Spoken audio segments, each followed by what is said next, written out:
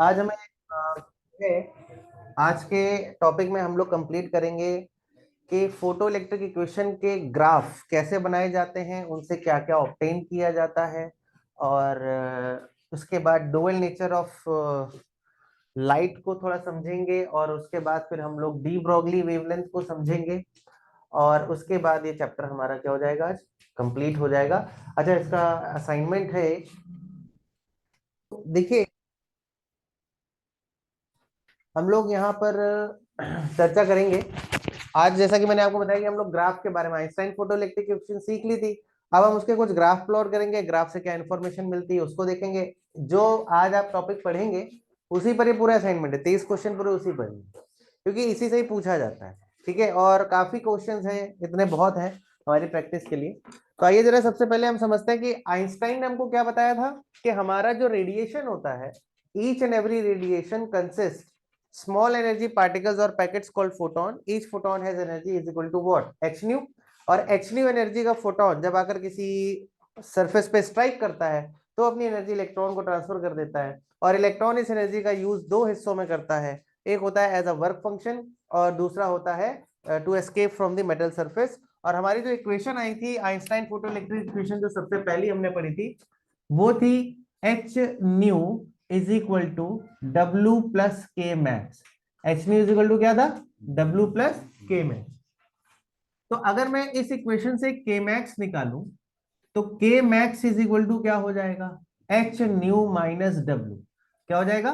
के max is equal to क्या हो जाएगा? H nu minus W. Also हमने ये भी पढ़ा था कि हमारा जो के मैक्स है, के मैक्स हमारा होता है ई वी नॉट। क्या होता है? E V naught. तो यहां से अगर मैं E V naught is equal to देखूं तो वो भी एच न्यू माइनस डब्ल्यू आ जाता है। क्या आ जाता है? H nu minus W. ठीक, ये हमने लास्ट क्लास में सारी चीजें पढ़ी थी, है ना। अब इस पर हम आइंस्टाइन फोटोइलेक्ट्रिक इक्वेशन में सबसे पहले हम लोग ग्राफ प्लॉट करते हैं कि ग्राफ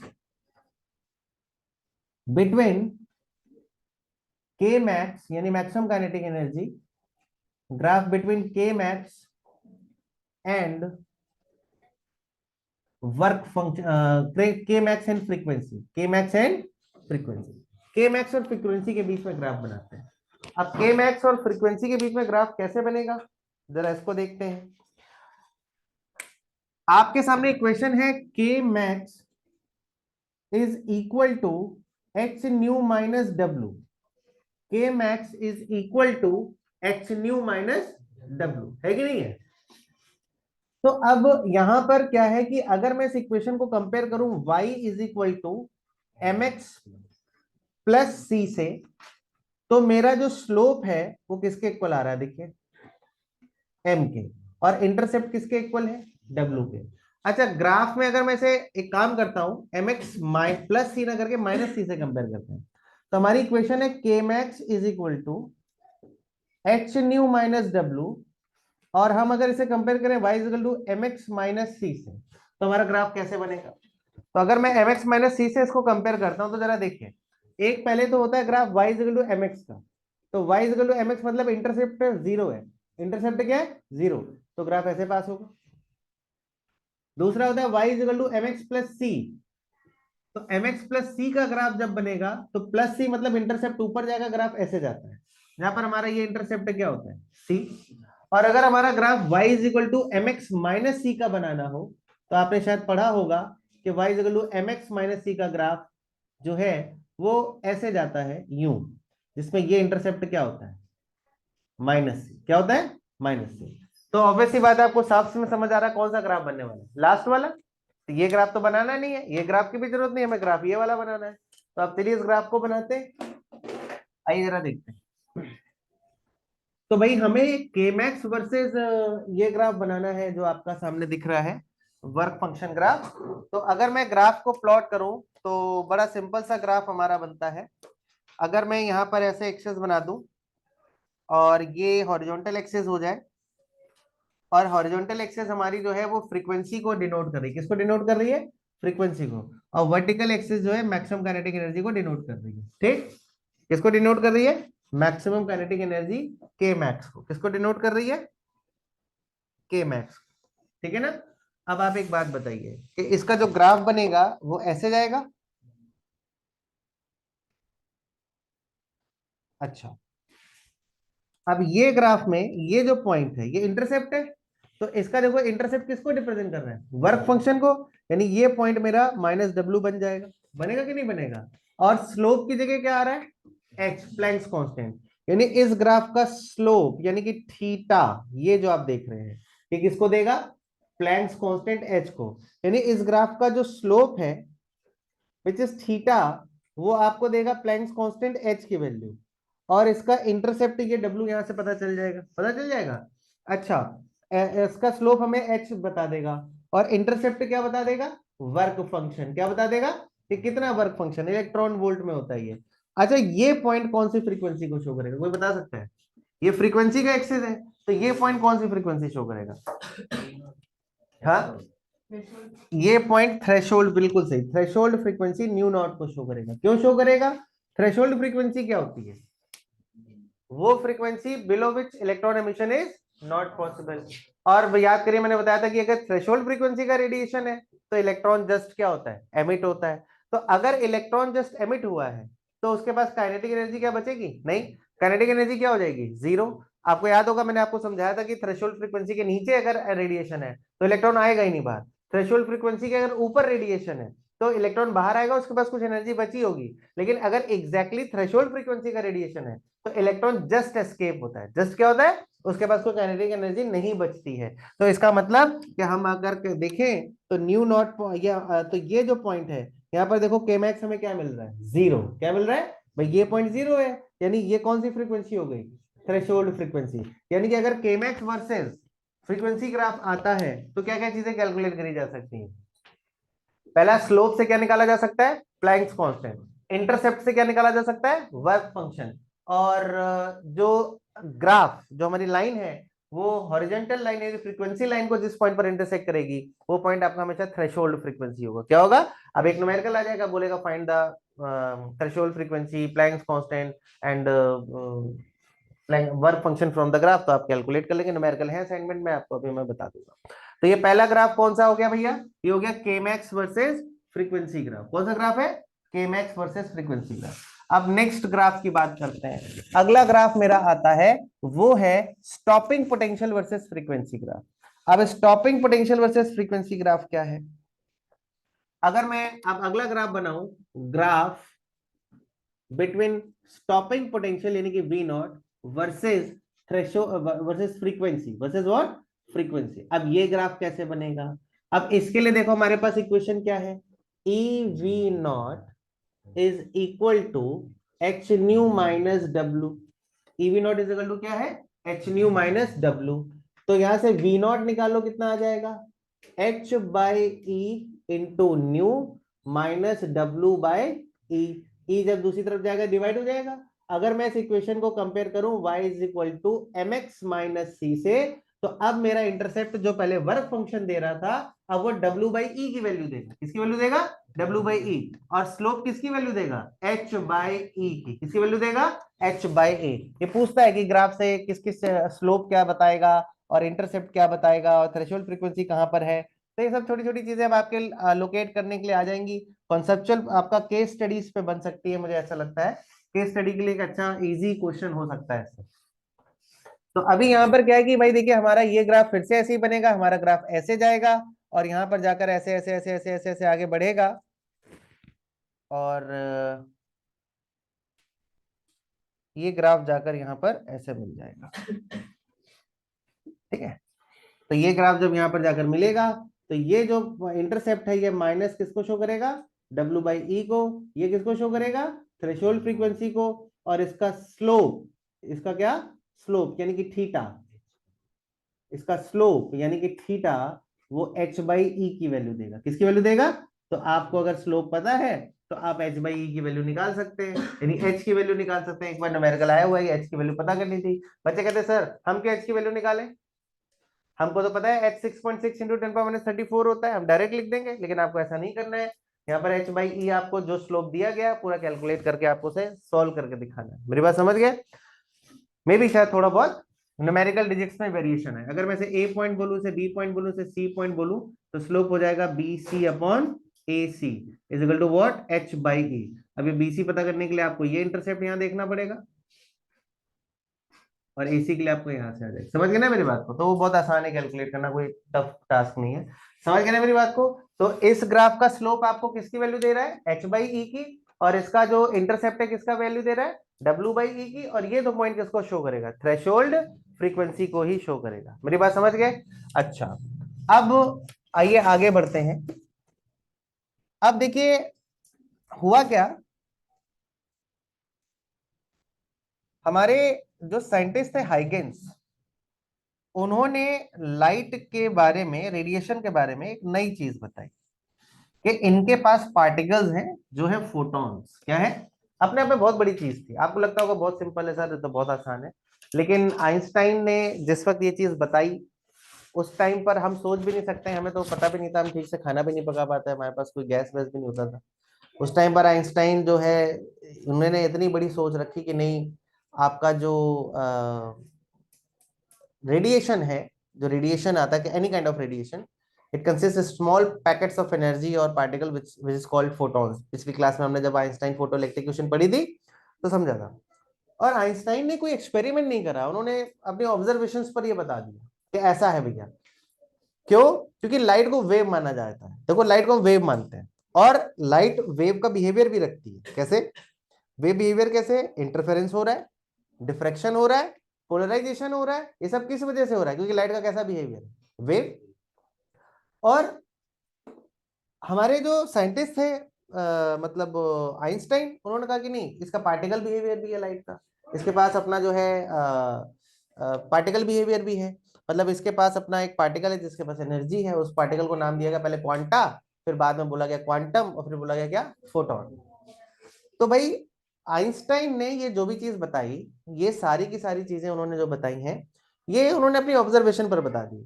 तो आइंस्टाइन पर लोगों का काफी भरोसा था। उन्होंने कहा कि हाँ सही बात है, अगर कह रहे हैं तो आइंस्टाइन ने जरूर सही होगा ऐसा। तो हमारे एक साइंटिस्ट थे, और उन, एक सेकेंड जरा, हमारे एक साइंटिस्ट थे, मुझे एग्जैक्टली नहीं पता है, उन्होंने सबसे पहले ना एक्स रेस को देखा। 1901 में शायद पहली बार नोबेल प्राइज, कोई बंदा था नोबेल, उसने वैसे प्राइज वाइज सिस्टम चला था, जो भी था मुझे एग्जैक्टली नहीं पता है। तो सबसे पहला नोबेल प्राइज उन्हीं को मिला था जिन्होंने एक्सरेज के बारे में बताया था। अब एक्सरेज क्या है? रेडिएशन। आज के टाइम पे एक्सरे करवाने जाते हैं, किसी की हड्डी टूट जाए, कुछ हो जाए, एक्सरे कराने चला जाता है। बट उस टाइम पर उन्होंने एक्सरेज बना ली, उन्होंने एक्सरेज के बारे में बता दिया, तो उनको भाई नोबेल पुरस्कार मिला। अब एक साइंटिस्ट है जिनका नाम कॉम्पटन थे, ए एच कॉम्पटन शायद नाम था उनका। तो उन्होंने कहा कि उन्होंने सोचा कि भाई आइंस्टाइन ने जो अपनी थ्योरी दी है, तो क्या इसको प्रूफ करने का कोई तरीका है? तो उन्होंने कहा कि चलो एक कॉम्पटन, उन्होंने एक एक्सपेरिमेंट किया। उन्होंने क्या करा, उन्होंने एक्सरेज, उस टाइम पर हमें एक्सरेज मिली थी, उन्होंने एक्सरेज ली ऐसे, यहाँ पर एक्सरेज आ रही, तो यहाँ पर टारगेट था एक, बस आपको समझाने के लिए, आपको उससे कुछ लेना देना नहीं है। एक टारगेट रखा उन्होंने, आई थिंक ग्रेफाइट था, कुछ था, मुझे एग्जैक्टली नहीं याद है अब, चलो। अब उन्होंने क्या करा कि इसमें एक्सरेज आ रही थी। कौन सी रेज थी? एक्सरेज। हम्म। और ये एक्सरेज ऐसे आ रही थी, ट्रांसफर बिहेवियर तो ऐसे चल रही थी, और इन एक्सरेज की अपनी एक पर्टिकुलर वेवलेंथ थी, लैम्डा। पर्टिकुलर वेवलेंथ थी क्या? लैम्डा। अब एक्सरेज के पास एनर्जी थी। अब ये एक्सरेज आके टारगेट से टकराती हैं, और टकरा कर स्कैटर्ड हो जाती है। क्या हो जाती है? स्कैटर्ड, दूसरी डायरेक्शन हो जाती है। और क्रॉम्पटन ने देखा, क्रॉम्पटन ने देखा कि भैया ये जो एक्सरेज हैं, जब ये टकरा कर स्कैटर्ड हुई, तो वेवलेंथ चेंज हो गई, वेवलेंथ बढ़ गई। वेवलेंथ क्या हो गई? जो एक्सरे की वेवलेंथ पहले कम थी टकराने से पहले, वही एक्सरेज की वेवलेंथ अब पहले से मतलब पहले जो लैम्डा वेवलेंथ थी, अब टकराने के बाद जो वेव्स स्कैटर्ड हुई, एक्सरेज स्कैटर्ड हुई, उनकी वेवलेंथ जो है पहले से बढ़ गई। पहले से क्या हो गई? बढ़ गई। तो अब वेवलेंथ बढ़ने का मतलब क्या हुआ? एक्सरेज के साथ क्या हुआ होगा सोचो। अगर वेवलेंथ बढ़ गई तो एक्सरेज के साथ क्या हुआ होगा? Any idea? उन्होंने कहा कि एक्सरेज में की एनर्जी जो थी वो थी H nu, which is H C by lambda. और टकराने के बाद इनकी वेवलेंथ बढ़ गई, यानी एनर्जी हो गई H C by lambda dash. अब चूंकि वेवलेंथ बढ़ गई है तो यानी कि एक्सरेज की एनर्जी क्या हो गई, कम हो गई। यानी कि पहली बार ऐसा एक फिनोमेना देखने को मिला जिसमें एक्स रेज टकराने के बाद अपनी एनर्जी को कम कर दे रहा है। समझे? आप बोलोगे वो बड़ी छोटी चीज है, तो हमको हम हमेशा से आप 11 से यही सिखा रहे हैं एनर्जी टकराएगी ये होगा। मैंने क्या बोला, आज की बात मत करिए, टेक्नोलॉजी है, बहुत सारे इक्विपमेंट्स हैं, बहुत टेक्नोलॉजी कम हमारे पास, मतलब क्या कहते हैं, जैसे कंप्यूटर, सुपर कंप्यूटर से सब कुछ है, कैलकुलेशन करना बहुत आसान है। उस टाइम पर आइंस्टाइन ने बस अपनी ऑब्जर्वेशन पर बता दिया और कॉम्पटन ने उसे प्रूफ करके दिखा दिया कि हाँ ऐसा पॉसिबल है, वेव के पास दो नेचर है, पार्टिकल नेचर भी और कौन सा, क्योंकि अगर वेव का पार्टिकल नेचर नहीं होगा तो इलेक्ट्रॉन एमिशन नहीं होगा, कॉम्पटन इफेक्ट नहीं होगा। और अगर वेव लाइट का वेव बिहेवियर नहीं होगा तो इंटरफेरेंस नहीं होगा, डिफ्रैक्शन नहीं होगा, और क्या नहीं होगा, पोलराइजेशन। यानी कि लाइट के पास सारे फिनोमेना है, कौन कौन से, interference, diffraction, polarisation, photoelectric emission कराना और कॉम्पटन इफेक्ट। ये सारी चीजें बता रही हैं कि शुरू के तीन phenomena, interference, diffraction and polarisation, is wave behaviour explain by the wave behaviour of light, and Compton effect and photoelectric emission is explained by the particle theory of light, Einstein equation. ठीक, Compton ने क्या बताया, देखो बड़ा simple सा है, टकराने से पहले एक्सरेज की वेवलेंथ कम थी, जो भी थी, वट एवर विद वेव, कम नहीं बोल रहा हूँ, टकराने से पहले एक्सरेज की जो भी वेवलेंथ थी, टकराने के बाद वेवलेंथ क्या होगी, पहले से बढ़ गई, वेवलेंथ बढ़ गई, एनर्जी क्या होगी, कम। कहाँ गई energy, energy can neither be created nor be destroyed, कहाँ चली गई, किसको ट्रांसफर हो गई, इलेक्ट्रॉन्स को। एनर्जी, क्योंकि ये क्वांटम एनर्जी है तो किसी क्वांटम पार्टिकल को ही मिलेगी, और क्वांटम पार्टिकल में होते हैं proton, electron, neutron. Proton neutron stable है, न्यूक्लियस में रहते हैं, ठीक है। वो कहते हैं हमको एनर्जी से कोई लेना देना नहीं, नॉर्मल एनर्जी से। उसके लिए आपको मतलब फिजन फ्यूजन कराने के लिए एनर्जी दूसरी होती है, तो वही एनर्जी कौन ले लेगा, इलेक्ट्रॉन, और इलेक्ट्रॉन लेके बाहर क्या हो जाएगा, एमिट हो जाएगा। अब जो मतलब कि जो एनर्जी इसके पास थी, उस एनर्जी को लेके हमारा जो इलेक्ट्रॉन है वो बाहर की तरफ आ गया, यानी कि फोटॉन्स के पास जो एनर्जी थी एच न्यू, उसका कुछ पार्ट किसने एक्सेप्ट कर लिया, इलेक्ट्रॉन ने, और इलेक्ट्रॉन बाहर आ गया, किसी न किसी काइनेटिक एनर्जी से बाहर चला गया, और उसके पास एक मोमेंटम आ गया, और इलेक्ट्रॉन बाहर आया, यानी कि इलेक्ट्रॉन को एनर्जी किसने दी है, रेडिएशन ने। यानी रेडिएशन के पास हो ना हो क्या होगा, फोटॉन्स नाम के छोटे छोटे एनर्जी पैकेट्स होंगे, जिन्होंने अपनी एनर्जी किसको ट्रांसफर कर दी, इलेक्ट्रॉन को। और इलेक्ट्रॉन को ट्रांसफर करने के बाद एक्स रेज की वेवलेंथ बढ़ गई, यानी कि उनकी एनर्जी क्या हो गई, कम, और एनर्जी का नीदर भी क्रिएटेड नॉर भी डिस्ट्रॉयड, तो इसका मतलब वो एनर्जी किसको मिली होगी, इलेक्ट्रॉन को। आइंस्टाइन की इक्वेशन प्रूफ हो गई, आइंस्टाइन को मैंने जाके दे दिया, और मैंने नहीं, सॉरी, आइंस्टाइन को भी मिल गया इस पे क्या, नोबेल प्राइज क्या मिल गया था, नोबेल प्राइज। भाई अब वो लोग उनको क्यों दे दिया, इनको देते, इन्होंने तो एक्सपेरिमेंटली प्रूफ करा कि वो जो कह रहे हैं, आइंस्टाइन ने तो कुछ सोच के बताया कि ऐसा होता होगा, ठीक है। अच्छा इंसान थे वो, ठीक। अरे समझ आई मेरी बात, यानी कि लाइट का कैसा बिहेवियर होता है, डुअल, कौन कौन सा, वेव बिहेवियर भी होता है और पार्टिकल बिहेवियर भी होता है, समझे कि नहीं समझे, तो क्लियर हो गया।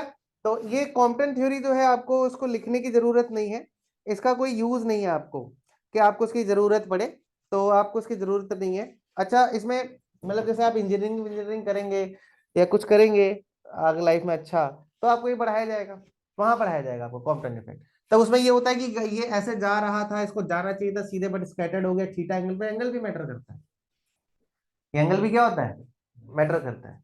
तो जहां तक मेरे ख्याल से होता है कि lambda dash minus lambda is equal to H upon M C 1 - cos theta, ये होता है फॉर्मूला, एग्जैक्टली नहीं पता, बट ये वेवलेंथ से एनालिटिक डिफरेंस का फॉर्मूला होता है।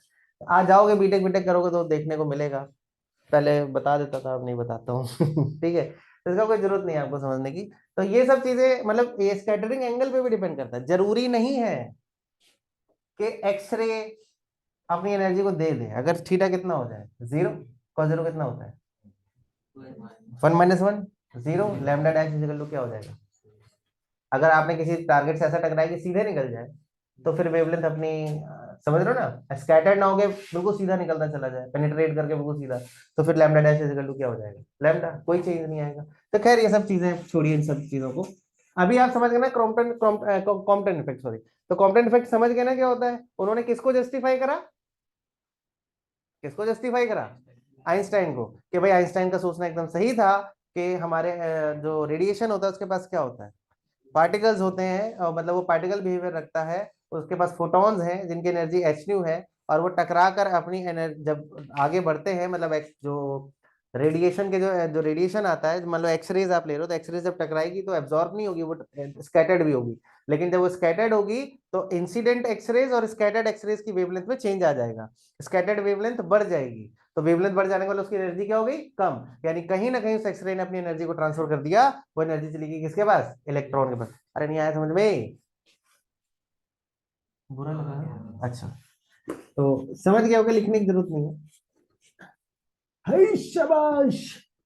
अच्छा, अब इसको देख के डी ब्रोगली बहुत खुश हो गए, ठीक है, उन्होंने कहा वाह वाह, इलेक्ट्रो मतलब अच्छा, इसके बाद डी ब्रोगली ने कहा कि इसका मतलब कि लाइट का डुअल बिहेवियर है, रेडिएशन लाइट हमारा डुअल बिहेवियर रखती है, उसके पास पार्टिकल बिहेवियर भी, उसके पास क्या है? वेव बिहेवियर, यानी कि हमारे जो सब एटॉमिक पार्टिकल्स होते हैं, लाइक प्रोटॉन, इलेक्ट्रॉन, न्यूट्रॉन, ये जो पार्टिकल्स होते हैं, इनके पास भी डुअल नेचर है, इनके पास अपना मास है, इलेक्ट्रॉन के पास अपना क्या है? मास, यानी उसके पास अपना एक आप मतलब इलेक्ट्रॉन पे आइंस्टाइन एनर्जी इक्वेशन लगा सकते हो, is equal to mc square, और इलेक्ट्रॉन के पास अपनी वेव भी है, क्योंकि उसने एक रेडिएशन से इसको एनर्जी को एक्सेप्ट करके अपने ऑर्बिटल से बाहर आया है, और जब वो मूव करते हैं, जब सब एटॉमिक पार्टिकल्स मूव करते हैं, तो वो वेव भी एमिट करते हैं। आपने सुना होगा केमिस्ट्री में Lyman Balmer Paschen Brackett Pfund series, electron जब हायर से फर्स्ट में, हायर से सेकंड में जाए तो एनर्जी रिलीज करता है, सॉरी रेडिएशन एमिट करता है कि नहीं करता है? इंफ्रारेड, अल्ट्रावायलेट और विजिबल स्पेक्ट्रम्स आते थे, Lyman Balmer Paschen bracket of fund series, है ना?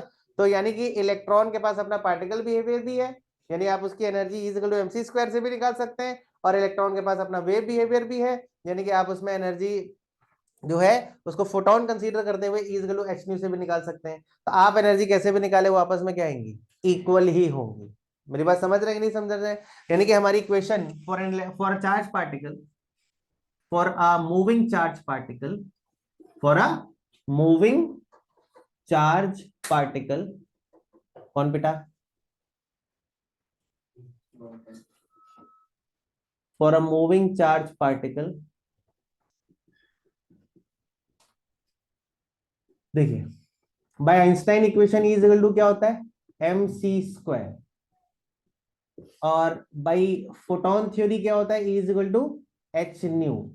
अगर मैं इन दोनों इक्वेशन को इक्वेट कर दूं, क्योंकि दोनों इक्वेशन किसकी दी गई हैं? आइंस्टाइन की, ठीक है, अगर दोनों इक्वेशन को इक्वेट कर दूं तो H nu is equal to क्या आ जाएगा? M C square, H nu is equal to क्या होता है? न्यू इज इक्वल टू क्या होता है? C by lambda, as nu is equal to C by lambda, तो न्यू की वैल्यू यहां प्लेस कर दो, तो H C by lambda is equal to M C square, C से सी कैंसिल हो जाएगा, लैम्डा इज इक्वल टू क्या आ जाएगा? H upon M C. अगर आप मीडियम चेंज करते हो तो वेवलेंथ क्या हो जाती है? चेंज, क्योंकि स्पीड में भी क्या आता है? चेंज। आपको याद होगा हमने ऑप्टिक्स में क्या पढ़ा था कि अगर आप मीडियम की क्या चेंज करते हो, अगर आप मीडियम चेंज करते हैं तो वेवलेंथ में चेंज है, अरे आता है कि नहीं आता है? आज की रिकॉर्डिंग देख लेना, मैं जब अभी न्यूमेरिकल भेजूंगा उसमें मैंने बताया कि कैसे lambda dash is equal to lambda by N हो जाता है। तो इसका मतलब कि इन जनरल हम इसका ये भी फॉर्मूला लिख सकते हैं, एच अपॉन एम वी। जरूरी नहीं है कि हमारा रेडिएशन स्पीड ऑफ लाइट जो सी वैक्यूम की स्पीड है उसी से चले, स्पीड चेंज भी हो सकती है अगर आप मीडियम चेंज कर देते हैं ना। तो इसका मतलब in general lambda is equal to H upon क्या हो जाएगा? M V. यहाँ पर एम क्या होता है? मास, वी क्या होती है? वेलोसिटी, जिसको आपने 11th में पढ़ा था, क्या बोलते हैं? Linear momentum. क्या बोलते हैं? अरे याद आया कि नहीं आया? तो इसका मतलब लैम्डा का फॉर्मूला हो गया एच अपॉन एम बी। अब डी ब्रोगली ने ये जो वेव बनाई थी कि ये एक प्रकार की वेव है, ये उसने बनाई थी चार्ज पार्टिकल के लिए। किसके लिए बनाई थी? Charge particle. तो चार्ज पार्टिकल की जो वेव होती हैं उनको मैटर वेव या डी ब्रोगली वेव कहा जाता है। तो इसलिए हम इसमें छोटा सा बी वर्ड मेंशन कर देते हैं, मतलब कि आप कौन सी वेव निकाल रहे हैं? De Broglie wavelength. D Broglie wavelength सिर्फ किसकी निकाली जाती है? चार्ज पार्टिकल की। हमारी कोई डी ब्रोगली वेव नहीं। अगर एक फुटबॉल चलेगी उसकी कोई डी ब्रोगली वेव नहीं, अगर इंसान चलेगा तो उसकी कोई डी ब्रोगली वेव नहीं। क्यों? हमारा मास बहुत ज्यादा है, इसलिए हमारी D Broglie wavelength almost zero है, ठीक। जबकि एक इलेक्ट्रॉन का मास बहुत कम है, इन्फिनिटली स्मॉल है। कितना है? 9.1 इंटू 10 पावर -31 kg। तो आप देख सकते हो कि उसका वेवलेंथ, डी ब्रोगली वेवलेंथ ज्यादा होगी, वो विजिबल होगी, उसे हम मतलब उसको हम डिटेक्ट कर सकते हैं। तो एक मूविंग फुटबॉल, एक मूविंग पर्सन, एक मूविंग ट्रक, एक मूविंग कोई भी ऑब्जेक्ट क्या डी ब्रोगली वेव एमिट कर सकता है? नहीं। व्हाई? बिकॉज उसका मास बहुत ज्यादा है, ज्यादा मास होने की वजह से वो कभी भी डी ब्रोगली वेव एमिट नहीं करता है। खैर आगे बढ़े, ठीक है। अब ये हो गया डी ब्रोगली वेवलेंथ। अब डी ब्रोगली वेवलेंथ मतलब इलेक्ट्रॉन को एक्साइट करा के बाहर निकालना, है ना, फोटोइलेक्ट्रिक एमिशन कराना, कुछ भी करना। तो इसमें कुछ रिलेशंस होते हैं जो हमें देखने पड़ते हैं। अब वो रिलेशन क्या होते हैं, आइए जरा हम देखते हैं, उन रिलेशंस को जरा समझने की कोशिश करते हैं। तो सबसे पहला रिलेशन हम जो अभी कैलकुलेट करने वाले हैं वो है relation between de Broglie wavelength and kinetic energy of electron. And what? Kinetic energy of what? Electron. हम इलेक्ट्रॉन की काइनेटिक एनर्जी और डी ब्रोगली वेवलेंथ को रिलेट करके देखते हैं कि क्या रिलेशन होता है। वैसे तो देखो ये फॉर्मूला इंपॉर्टेंट है और ये फॉर्मूला इंपॉर्टेंट, न्यूमेरिकल बहुत आते हैं आपके, जो 23 न्यूमेरिकल है पूरे इसी में ही। अभी जो टॉपिक बोर्ड पे लिखूंगा जितने, उसी पे पूरे पूरे 23 न्यूमेरिकल है, ठीक है। तो अभी हम सबसे पहले डी ब्रोगली वेवलेंथ और इसके बीच में रिलेशन निकालते हैं। अब क्या रिलेशन निकालेंगे ये जरा देखते हैं। सबसे पहले relation between de Broglie wavelength lambda B and kinetic energy of electron. And kinetic energy, हाँ किन दोनों में? ये अच्छा फॉर डिफरेंस पूछ रहे हो? डिफरेंस ये बेटा यहाँ पी लिखा हुआ, ध्यान देखो, पता नहीं कहाँ कहाँ ध्यान रहता है, देखो यहाँ पी लिखा हुआ, एम भी लिखा है, पता नहीं क्या कह रहे हैं, डिफरेंस डिफरेंस, विकास की लहर का होगा। अच्छा, relation between de Broglie wavelength and energy of electron, आइए जरा हम इसको कैलकुलेट करते हैं। De Broglie wavelength and energy of electron. तो सबसे पहले de Broglie wavelength and kinetic energy of electron for a moving electron, for a या and kinetic energy of electron नहीं, and kinetic energy of charge particle कर दो, of what? Charge particle. For a moving charge particle, for a moving charge particle, kinetic energy का formula क्या होता है बताइए जरा? Half M V square. Although ये क्वेश्चन 11th में मैंने बताया हुआ है, लेकिन अभी चलो कोई बात नहीं, आपको याद नहीं है। हाफ एम वी स्क्वायर, अगर मैं v से मल्टीप्लाई और v से क्या कर दूं, m से मल्टीप्लाई और m से क्या कर दूं, डिवाइड, तो क्या हो जाएगी यही equation, half M square V square by M. अरे होगी कि नहीं होगी? Half M square V square by M, यानी काइनेटिक एनर्जी का formula P square by 2m आ जाएगा। क्यों? क्योंकि मास इंटू वेलोसिटी क्या होती है, लीनियर मोमेंटम होता है। यानी कि यहां से पी स्क्वायर कितना आ जाएगा, 2km। कितना आ जाएगा? 2km। तो पी का फॉर्मूला कितना आ जाएगा, square root of 2km, square root of 2km। मेरी बात समझ आई कि नहीं आई? अच्छा, तो अब यहां पर अगर मैं नाउ, हमें पता है कि de Broglie wavelength lambda B is equal to H by P होता है, यानी lambda B is equal to H upon M, P की जगह कितना रख दोगे, स्क्वायर रूट ऑफ 2km। ये डी ब्रोगली वेवलेंथ और किसके बीच में रिलेशन आ गया, काइनेटिक एनर्जी के बीच में रिलेशन आ गया। किसके बीच में रिलेशन आया, D Broglie wavelength and kinetic energy. समझ आई मेरी बात की नहीं आई?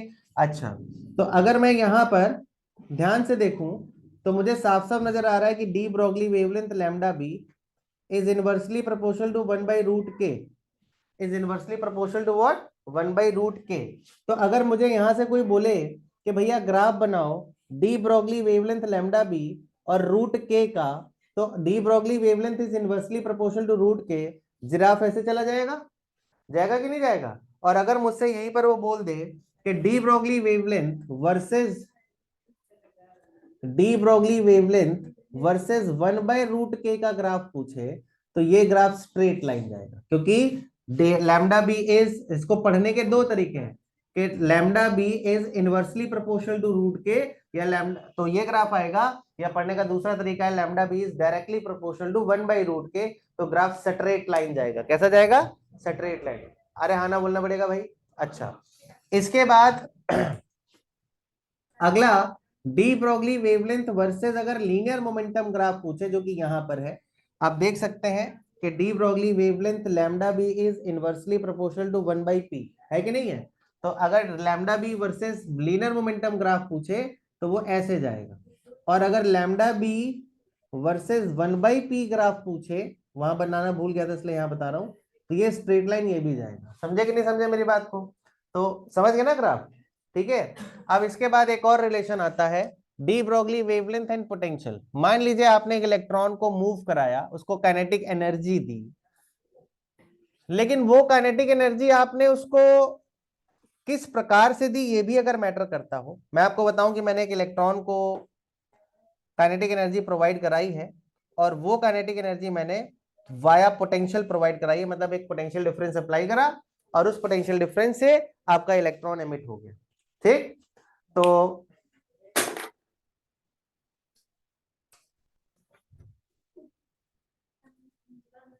तो अभी मैं यहां लिखता हूं, अब मैं यहां पर रिलेशन निकाल रहा हूं, relation between de Broglie wavelength lambda B and potential V, and potential what? V. अब क्या पोटेंशियल है? तो सबसे पहले मैं लिखता हूं for a moving charge particle, for a moving charge particle. अगर मैं मूविंग चार्ज पार्टिकल की बात करूं, तो मूविंग चार्ज पार्टिकल मेरा जो है, उसके लिए काइनेटिक एनर्जी का फॉर्मूला p²/2m है कि नहीं है? काइनेटिक एनर्जी का फॉर्मूला कितना है? p²/2m। अभी अभी हमने निकाल लिया था कि काइनेटिक एनर्जी का फॉर्मूला कहां गया? ये देखिए करो, ये काइनेटिक एनर्जी का फॉर्मूला क्या है? p²/2m। अब for a moving charge particle kinetic energy अगर p²/2m है, तो late the energy gain by electron, gain by particle, नहीं अच्छा एक मिनट रुको, एक मिनट, इतने लंबे स्टेटमेंट लिखने की जरूरत नहीं है। अब देखिए यहां पर क्या है कि अगर मैं आगे की चर्चा करूं, तो आगे की चर्चा ये कहती है कि if applied potential is v, if potential is what? v, हमने v पोटेंशियल अप्लाई करा, तो वर्क डन बाय पोटेंशियल कितना होगा बताइए जरा, कोई बता सकता है? Work done by potential. अब अगर मुझे work done by potential calculate करना है, तो वर्क डन बाय पोटेंशियल का मतलब हो गया कि हमने सेकंड चैप्टर में पढ़ा था v इक्वल टू होता है W अपॉन Q, तो W इक्वल टू क्या हो जाएगा? v into Q. तो work done by potential W equal to हो जाएगा v इंटू क्यू। क्या हो जाएगा? v into Q. क्या मेरी बात क्लियर हुई कि नहीं हुई? तो काइनेटिक एनर्जी का फॉर्मूला p²/2m और W का फॉर्मूला v इंटू क्यू है। तो अगर मैं इन दोनों को इक्वेट कर दूं, क्योंकि वर्क हमेशा एनर्जी के इक्वल होता है, तो by first and second p²/2m is equal to v into Q. तो p² इज इक्वल टू कितना आ जाएगा? 2qvm, जहां पर v आपका अप्लाइड पोटेंशियल, v क्या है? Applied potential. तो पोटेंशियल लीनियर मोमेंटम कितना आ जाएगा? √2qvm। क्या आ जाएगा? 2qvm। क्लियर हुई कि नहीं हुई मेरी बात? Now de Broglie wavelength lambda B का फॉर्मूला क्या होता है बताइए जरा। डी ब्रोगली वेवलेंथ लैम्डा होता है h अपॉन p, तो यानी कि lambda B is equal to कितना आ जाएगा? h upon √2qvm। Lambda B is equal to क्या हो जाएगा? h upon √2qvm। अब यहीं पर अगर मुझसे कोई बोले कि de Broglie wavelength versus root V potential graph बनाइए, तो पैराबोलिक ऐसे जाएगा। और अगर यहीं पर मुझसे बोले कि de Broglie wavelength lambda B versus 1/√b graph, तो कैसा जाएगा? स्ट्रेट लाइन ऊपर जाएगा। स्ट्रेट लाइन कैसा जाएगा? ऊपर। मेरी बात क्लियर हुई कि नहीं हुई?